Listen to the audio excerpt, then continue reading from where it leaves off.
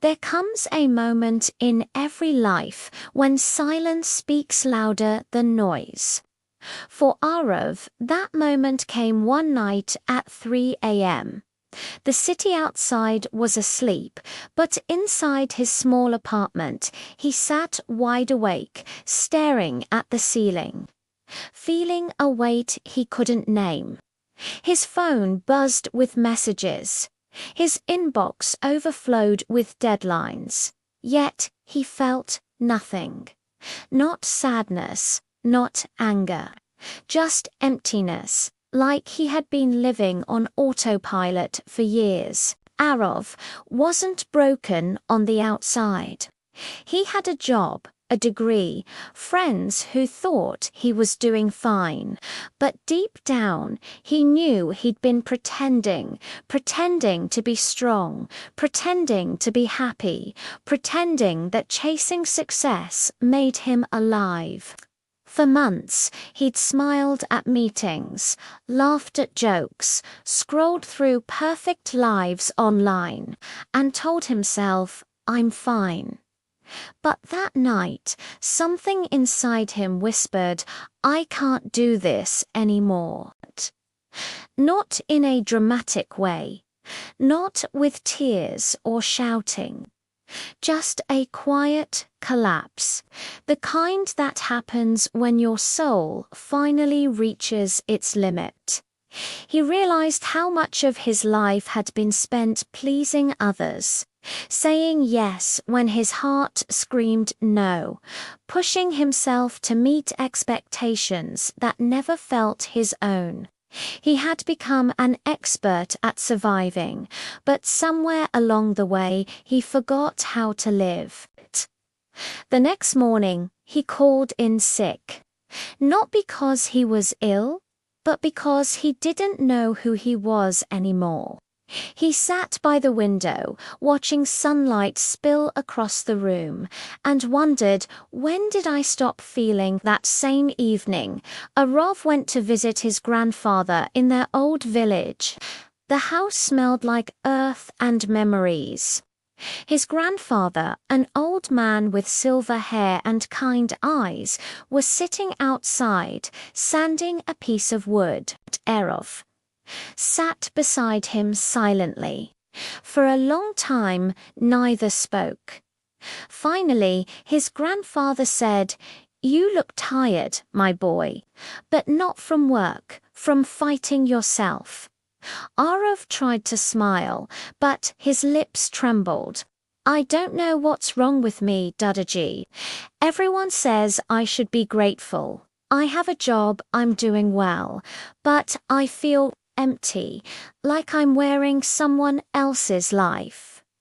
His grandfather paused, then placed the wooden piece in his hand. "Do you know why this piece will shine when I finish sanding it?" Arav shook his head. "Because before it becomes smooth, it must lose its rough edges. Every stroke removes a part of it that doesn't belong. Pain is like that, Arav. It doesn't destroy you, it shapes you, but only if you stop pretending the roughness isn't there." Those words stayed with him. That night, Arav couldn't sleep.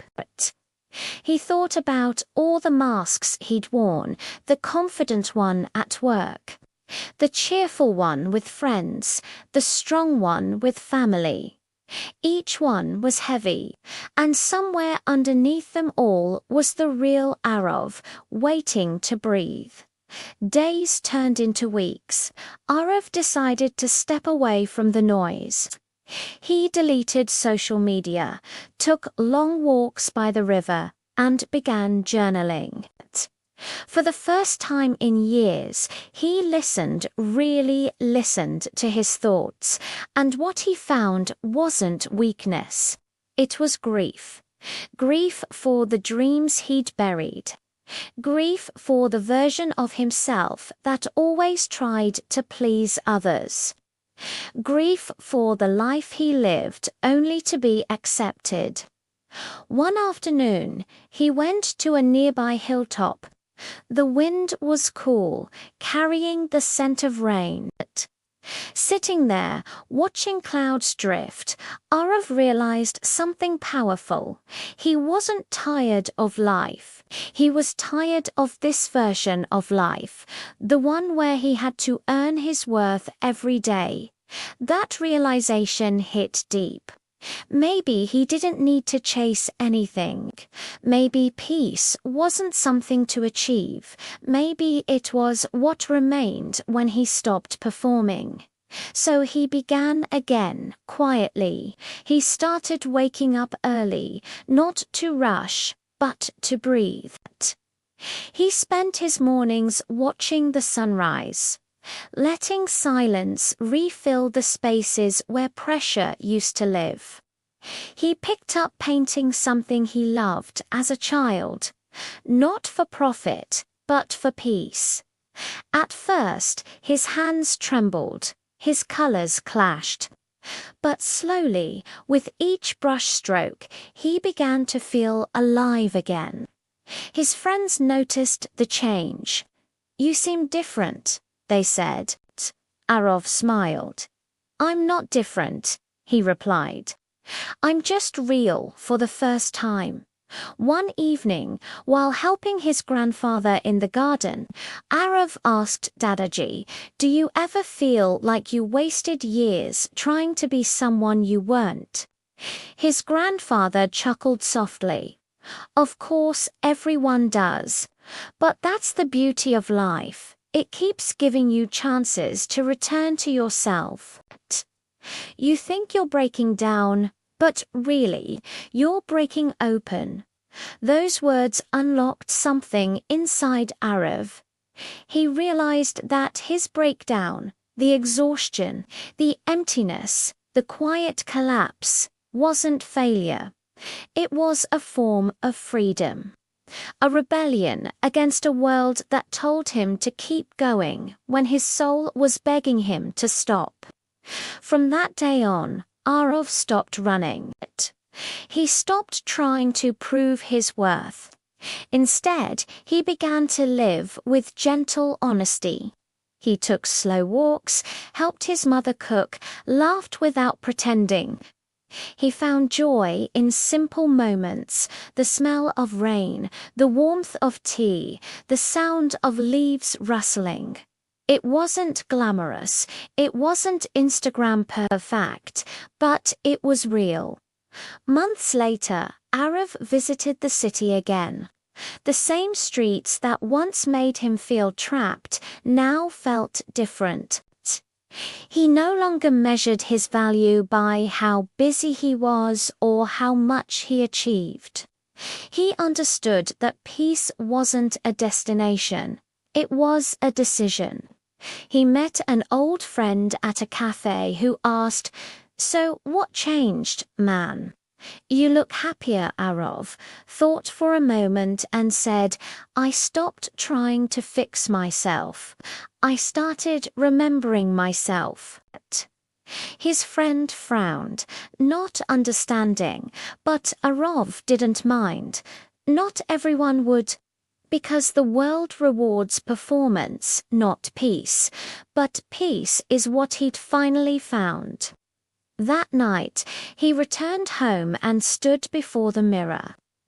For the first time in years, he didn't see someone broken.